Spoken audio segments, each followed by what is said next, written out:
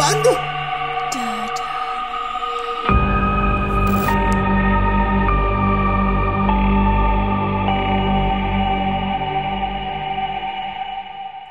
Halo guys, balik lagi. Welcome back. Balik lagi dan welcome back. Iya bener-bener dua bahasa. Dedami.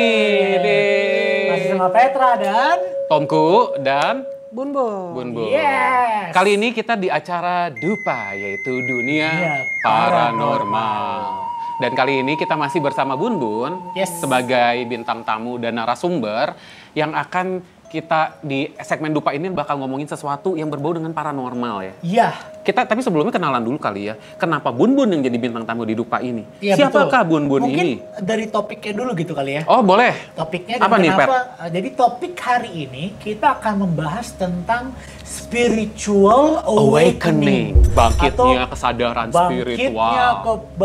Kesadaran spiritual. Wih, cocok. Cocok. Dan kenapa nih? Kenapa Bunbun? Iya, kita kenalin dulu ya. Jadi Bunbun ini adalah salah satu bestie aku nih guys. Oh, bestie di dunia perdemitan. Jadi bisa dibilang kenapa gue mengundang si Bunbun sebagai ngomongin spiritual awakening karena Bunbun itu adalah orang di balik spiritual awakeningnya gue. Oh. Gitu. Jadi langsung aja gitu gue undang aja nih orangnya gitu kan. Jadi gue ini nanti ceritanya bakal panjang ya. Dari episode 1 loh. Dari episode 1 udah ngomongin Bunbun. Bener kan dari itu kan gue udah ngomongin masalah spiritual awakening gue kan pas pemicunya nih orang nih. Sampai akhirnya kita bisa panggil sini nanti Bunbun yang bakal cerita. Nah tapi kita sebelumnya kenalan dulu. Bunbun ini sebenarnya namanya bukan Bunbun, namanya tuh Nia Ramadhani. Kenapa jadi Nia Ramadhani? Nia Setiawati. Nia dan Niati dong. Nia Setiawati ya. Nia Setiawati. Cuman dia terkenalnya Nia Bunbun, orang-orang kenalnya dia Bunbun dan mulai mulai orang-orang familiar sama Bunbun ini khususnya orang-orang yang suka pada nontonin penelusuran horor ya. Karena Bunbun juga menjadi salah satu bagian dari timnya Billy Christian. Dari tahun lalu ya, berarti mulai debut ya. Iya 2021 ya. Di situ Bunbun sebagai apa? Sebagai dukun backup. Wow. Tapi sebenarnya lo sebagai apa sih? Memang ditanya waktu itu dimintain sebagai apa sih? Nggak tahu gue juga sebagai apa. Spiritual spesialis sih ditulisnya ya. Spiritual spesialis. Iya, spiritual spesialis. Nggak salah tapi nih kita. kalau kita anak-anak sih ngomongnya ya dia dukunnya gitu, yang buat nge-backupin kita. Sama tadi sempat cerita juga pembuka jalan. Iya, biasanya dia ngebuka jalan yang Kalau minta. ekspedisi kemana, ke hutan. Nah itu kan ke Bunbun spiritual. yang buka jalan. Kalau misal pas lagi penelusuran, dia yang itu, yang biasa tuh dia yang minta izin dulu tuh, yang minta izin yang kita mau ke tempat itu dia yang biasa minta izin dulu, boleh apa enggak. Gitu. Biasa yang pertama-tamanya Bunbun nih, gitu. Nah tapi kalau misalnya boleh kenalan nih Bun ya, lu sebenarnya tuh profesi lu sebenarnya apa sih? Profesinya sebenarnya yang asli, yang real ya, agent properti. Agent properti. Jauh ya. Jauh ya. Iya. Jauh. Tapi lu sama memang kayak di profesi yang misalnya sekarang kita ngomongin sebagai kayak praktisi paranormal, itu juga lu menjalani juga gak sih sebenarnya? Menjalani, cuman maksudnya nggak buka praktek ya. Nggak buka praktek, makanya kenapa di bio Instagram gue bilang nggak terima konsultasi. Karena bukan dukun, cuman dukun backup gitu kan. Di bio Instagram gue taruh kayak gitu. Tapi memang beberapa sih ada juga yang sering minta tolong gitu. Biasanya gerak dari hati gitu kali ya. Nah itu dia, harus benar-benar harus terpanggil. Benar, harus benar-benar terpanggil. Yang pertama, yang kedua, gue ini juga harus ikhlas benar-benar. Iya. Memang mau bantu gitu ya. Iya, kalau misalnya ragu-ragu kan soalnya katanya dibilangin jangan. Jadi harus benar-benar 100% nating Iya, tulus iya. dan tidak mengharapkan apapun. Keren. Terus biasanya nih Bun ya, yang datang ke lu nih yang maksudnya kayak di dalam konteks yang paranormal itu biasa minta tolongnya lebih banyak apa sih? Kebanyakan sih rata-rata sakit. Penyakit ya, sakit-sakit penyakit. Sakit. Tapi ada juga maksudnya beberapa yang medis ya. Beberapa yang medis, tapi akhirnya gue lihat dulu. Setelah gue lihat, gue bilang kan salah satu contoh aja ya kita kasih ya. Gue bilang di paru-parunya ada flek, perlu ronsen dokter. Terus akhirnya dia ronsen bener. Gitu, salah satunya. Tapi kalau yang dari yang penyakit-penyakit yang non medis itu ada juga gak sih? Non medis ada. Kemarin kan waktu itu pernah dapat kasus, jadi bapaknya tuh meninggalnya susah.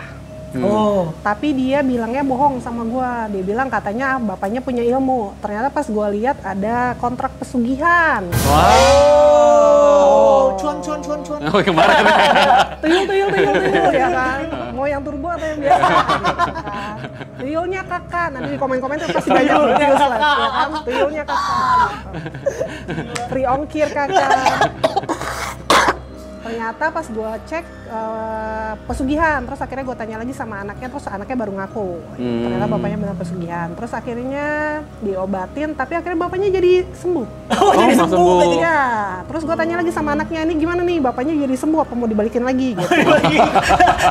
Bagaimana konsepnya? Sekarat gitu. Ya, tapi ternyata ya udahlah, memang dikasih Tuhan karena kan gue mintanya yang terbaik. Dikasih kesempatan ya. Dikasih kesempatan untuk bertobat. Oh, keren. Tapi Bun Bun, maksudnya sekarang kayak lu kan berkecimpung di dunia paranormal ini sebenarnya mah udah bukan hal yang baru ya kalau buat di keluarga ya, karena di keluarga juga memang udah sangat familiar sama hal beginian kan ya. Iya, karena kan kalau gitu. gue keturunan, Bun. bokap gue juga bisa, bokap bisa. Nah kalau dari nyokap itu kakek gue memang dari dulu tuh suka nolongin orang gitu.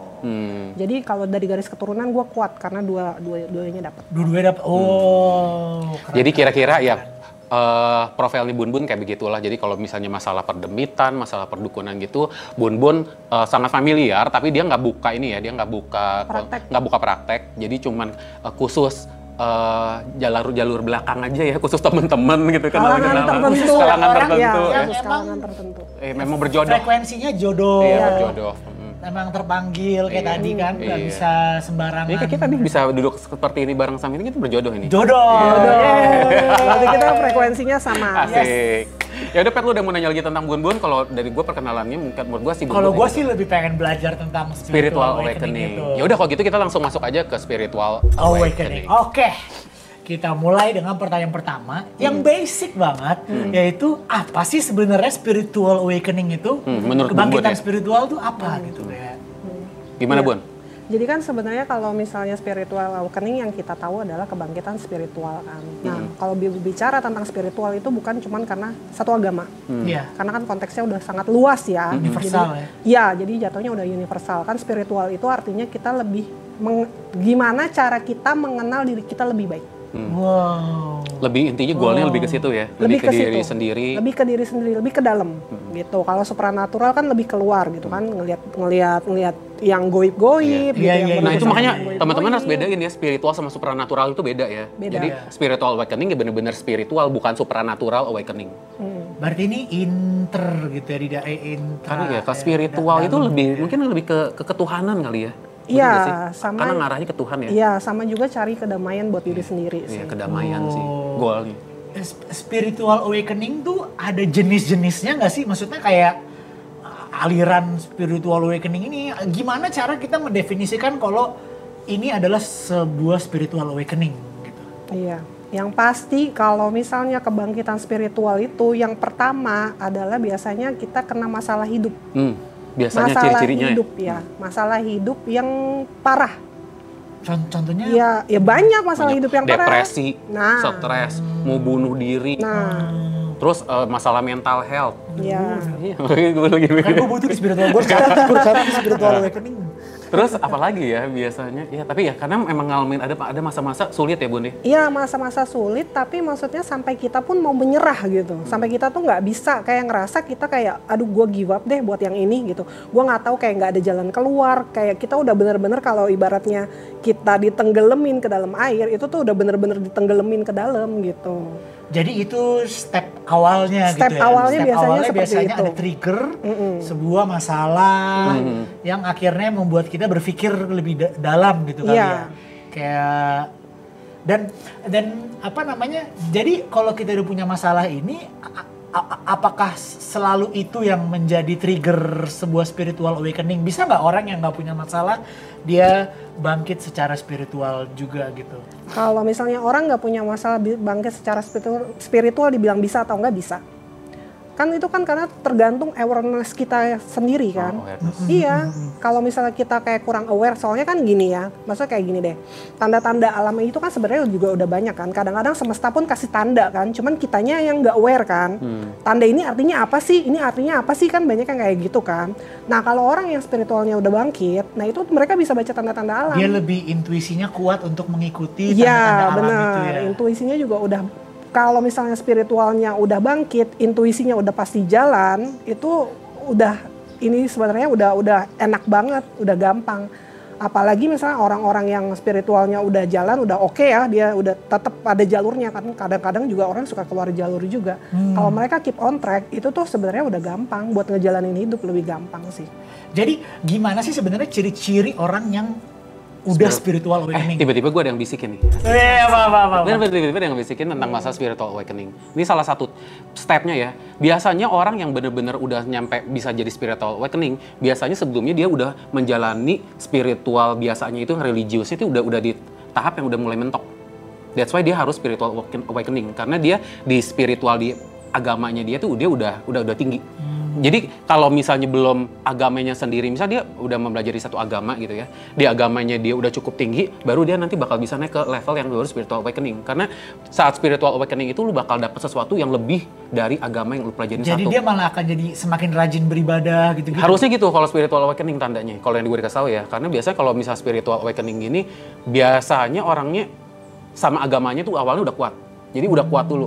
Tapi pas lagi mau masuk ke spiritual awakening pasti itu bakal digojlok, bakal jadi goncang. Kayak tadi ada masalah. Iya, bakal goncang banget. Tapi dari sana itu dia bakal jadi lebih terbuka sama bisa menerima sebuah agama. Karena biasanya kalau dari spiritual awakening itu akhirnya jadi lintas agama ya Bun ya.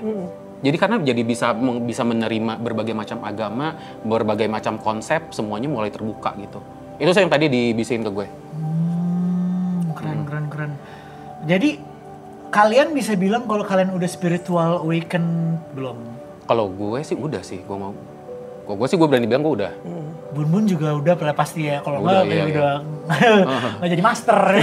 Biasa kalau orang yang udah boleh nggak share pengalaman spiritual awakening kalian gitu? Boleh. Dari Bun aja. Dari Bun deh. Kalau gue dulu ada masalah sama rumah tangga. Ada masalah sama rumah tangga, terus gue maksudnya ada di rumah tangga yang hubungannya toksik, gue bisa bilang toksik. Nah terus pas udah gitu, hidup gue tuh susah-susahnya. Sampai makan pun susah. Gitu. Pernah ya di tahap itu? Pernah sampai di tahap makan pun susah. Makan susah tuh menderita banget. Sedangkan sebelumnya apapun yang mau gue beli, gue bisa beli. Jadi gue bisa pernah ngerasain sampai makan pun susah. Ini terus drop gitu drop ya? sedrop-dropnya. Dan punya pasangan yang tidak mendukung. Maksudnya tidak mendukung gini, gue bisa kan, gue memang orangnya dari dulu suka kerja. Gue selalu kerja. Nah gue punya pasangan yang melarang gue untuk bekerja. Duh. Ya. Jadi gue nggak bisa makan, tapi gue nggak bisa cari kerja karena dia ngelarang. Oh, gue pikir lu nggak dikasih kerja, tapi lu dihidupi gitu, dinafkahi dengan ini enggak? Dibatasin. Oh, dibatasin. Dibatasin, nafkahnya dibatasin. Tapi buat makan aja susah itu. Jadi makan aja susah gitu. Jadi gue pernah merasa sampai gue nggak bisa makan juga pernah. Makanya kenapa kalau sekarang gue selalu suka kasih sedekah sama orang ya salah satunya itu. Karena gue pernah merasakan di posisi tidak punya uang gitu. Iya. Jadi gue tahu rasanya kayak apa. Iya. Terus dari situ gimana Bun? Maksudnya akhirnya jadi merambah ke spiritual awakening? Jadi kan sebenarnya kan pada saat kejadian itu tuh kan posisinya gue lagi kabur dari rumah. Jadi orang tua gue nggak setuju kalau gue married sama nih laki.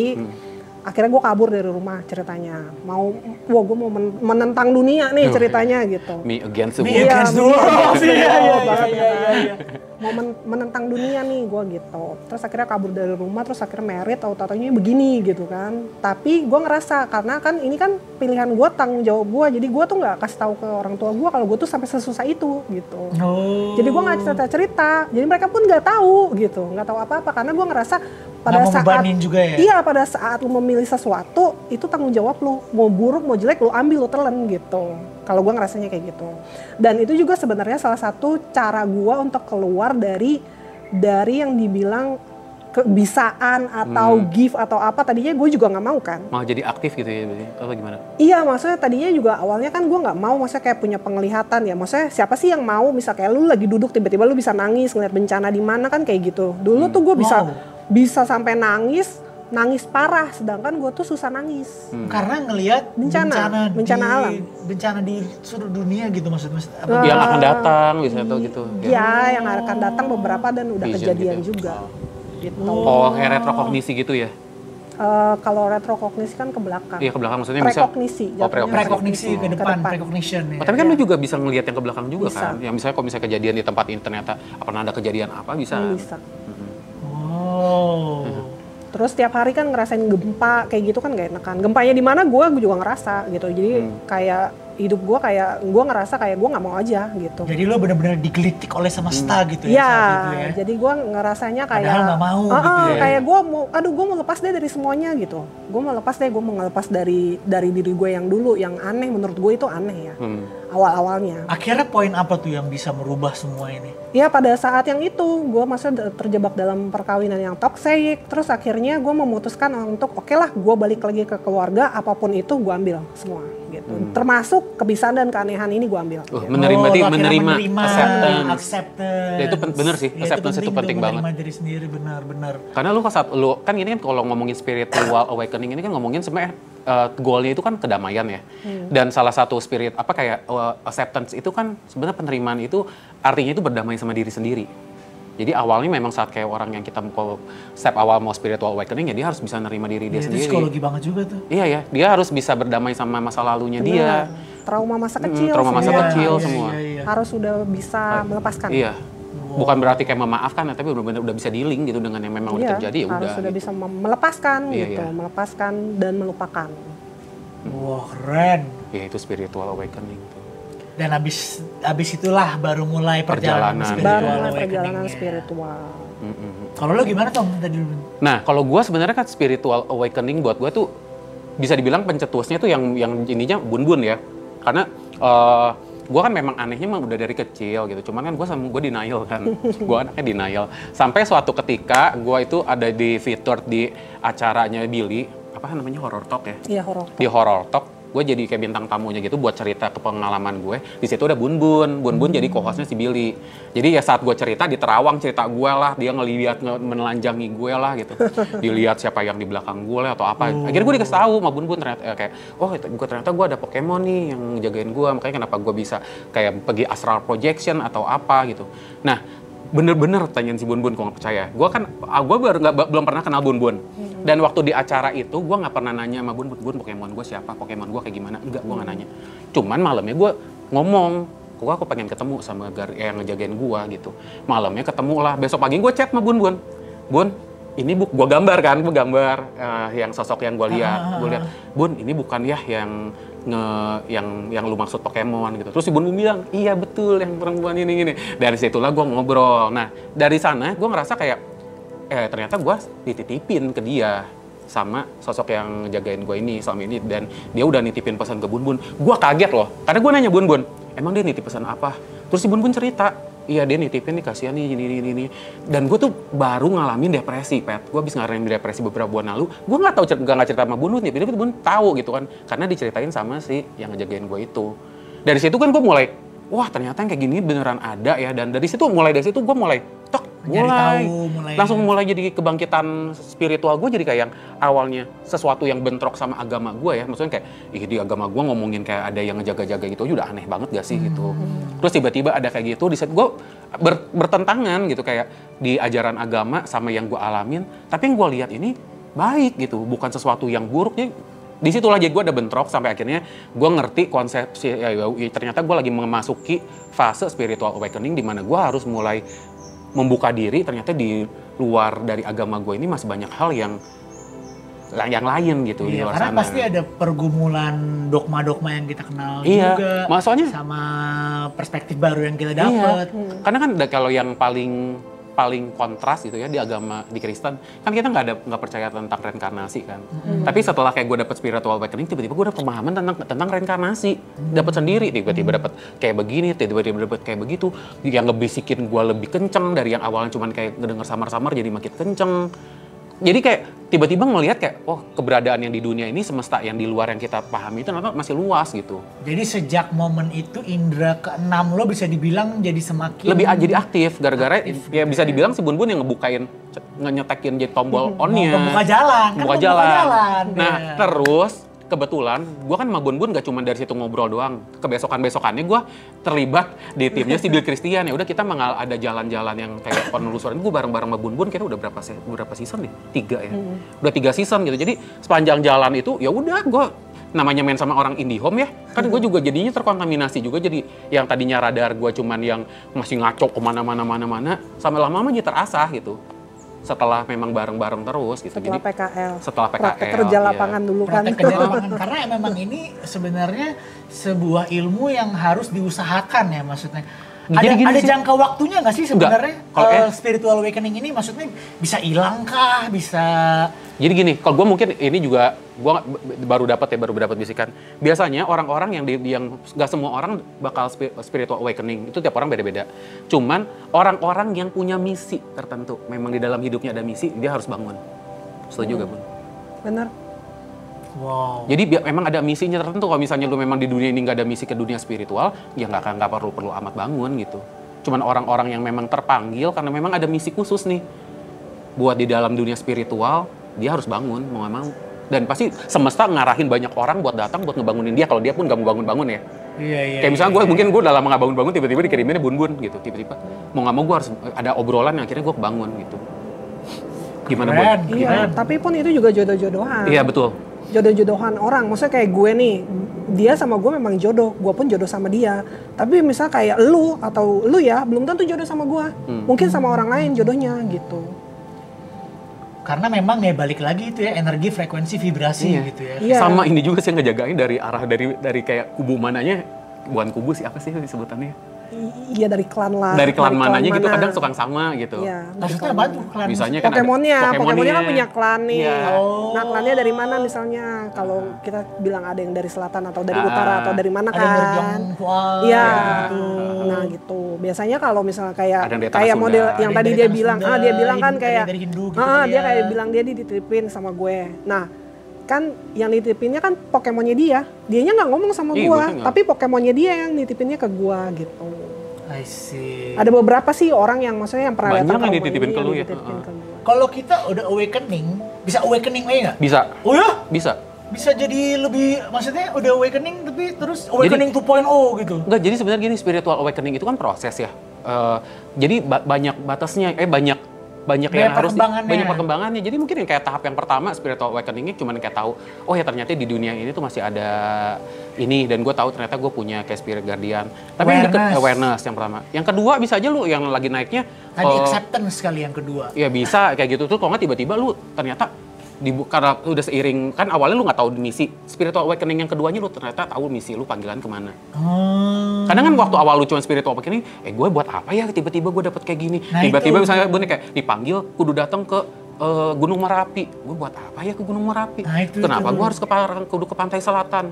Nah sampai nanti di spiritual awakening yang berikutnya kayak, oh ternyata gue ada misinya tuh ke sini gitu. Itu pertanyaan gue tuh. Jadi setelah kita spiritual awakening tuh kita ngapain sih gitu? Ada misi sih kalau menurut gue. Kalau menurut lu gimana? Kalau misalnya menurut gua kan gini ya, sebenarnya kan kita itu bisa juga disebutnya naik level, gitu. Naik kelas, ya naik level, naik kelas sama. Terus udah gitu jadinya gini, kebiasaan kita itu akan bertambah. Oh iya. Gitu. Dengan kita naik kelas atau naik level itu kebiasaan kita akan bertambah dan kesadaran kita juga makin bertambah, makin dalam. Karena kan gini, kalau spiritual itu berarti bukan cuma hubungan kita sebagai manusia sama Tuhan, tapi hubungan kita manusia dengan manusia lainnya juga, sama hubungan kita manusia dengan alam. Nah ini semua tuh harus balance, harus seimbang gitu. Wah susah banget tuh kayak journey-nya. Iya, makanya perjalanannya itu panjang gitu. Dan makanya kenapa ada beberapa yang memang salah jalan, ada juga yang berhenti di tengah jalan. Nah itu yang gue pengen tanya, ada nggak sih dampak positif negatifnya dengan spiritual awakening ini? Karena pasti ada dampaknya juga, dampak positif dan negatif dari semua aspek dalam hidup ini gitu kan, dualitas kita dalam kehidupan gitu. Iya. Kalau menurut kalian apa gitu dampak? Kalau dampak positifnya kan tadi gitu, seperti kita jadi lebih aware, kita lebih lebih mengiyakan panggilan kita, lebih terbuka pikirannya dan lebih banyak hal-hal yang dibukakan oleh semesta juga gitu. Tapi kalau dampak negatifnya apa gitu? Jadi gini, kalau dari menurut gue ya, spiritual awakening ini kan bakal tolong digarisbawahi dan di highlight, ini itu nggak setiap orang itu bakal beda. Setiap orang bakal beda dan pengalamannya pasti nggak akan sama. Spiritual, bisa dibilang kok spiritual journey itu sifatnya personal. Jadi kan udah tahu kan yang pasti dia bakal menemukan kayak misinya di dunia itu buat apa. Kalau menurut gue itu goalnya sebenarnya itu. Saat dia udah tahu itu, dia bakal ngejalanin misi itu buat ngejalanin hidupnya. Misalnya kayak gue tadi, gue punya mimpi nih. Gue mimpi pengen kerja di Walt Disney. Ternyata saat gue spiritual awakening, gue sadar ternyata misi gue tuh bukan itu gitu. Tiba-tiba gue bisa ninggalin mimpi itu loh. Bisa kayak, ya udahlah itu ternyata mimpi gue itu nggak penting. Gue lebih penting adalah ngejalanin misi hidup gue yang lain. Yang memang ternyata diciptakan sama dunia, sama Tuhan ini ada misi khusus gitu. Nah positifnya itu, cuman negatifnya nggak semua orang bisa nerima, Pet.